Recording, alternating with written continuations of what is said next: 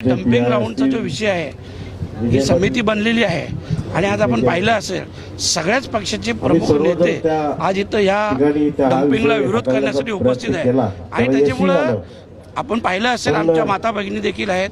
शाळेचे विद्यार्थी देखील आहेत, काही दिवसांनी मंडळी देखील आहेत, तरुण मंडळी देखील आहेत आणि म्हणूनच या डम्पिंगला, कारण शेवटी इथल्या या पंचक्रोशीतील